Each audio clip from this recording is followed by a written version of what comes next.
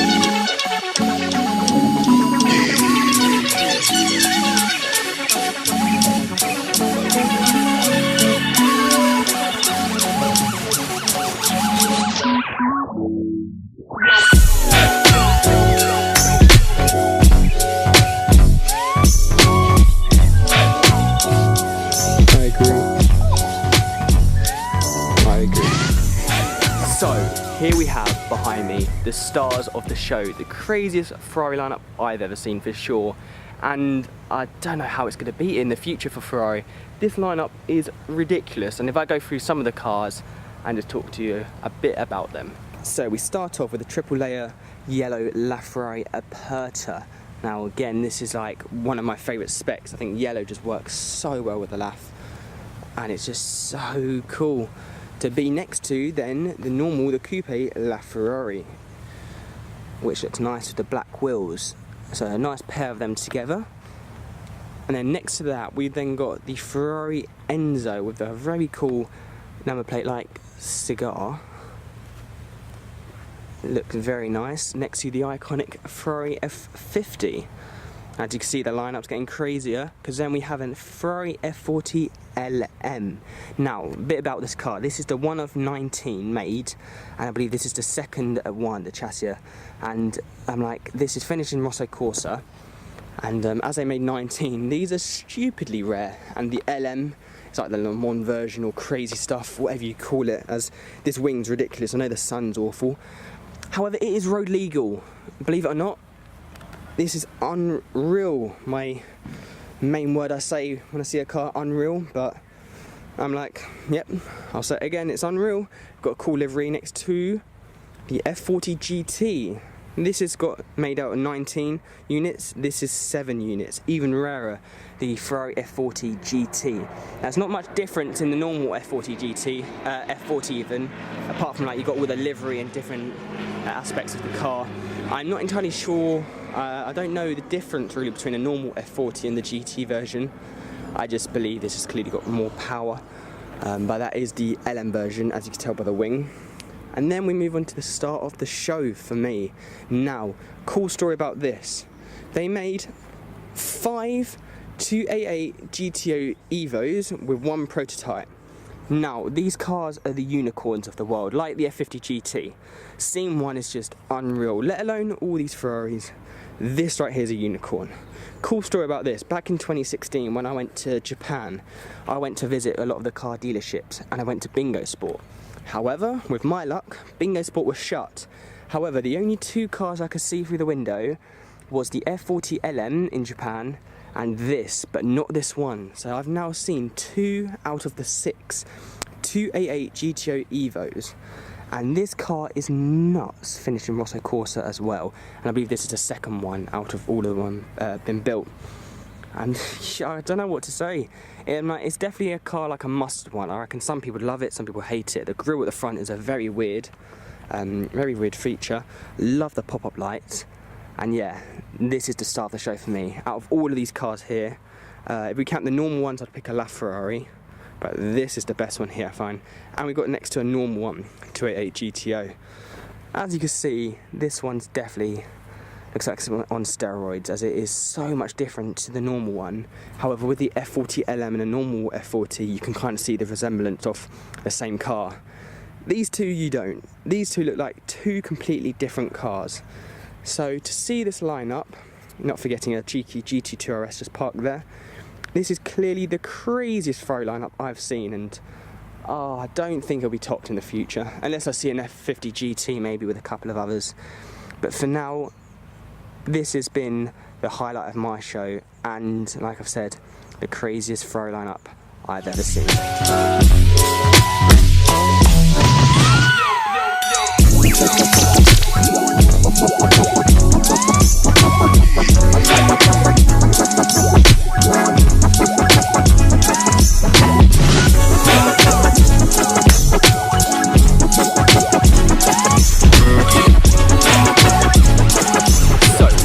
Crazy day it's been at Heveningham Concours, and sadly I haven't vlogged as much. It's been so hectic and getting place to place. I've also filmed another video with an Abarth 124 Spider with my mate, so that took up a lot of the time in the day.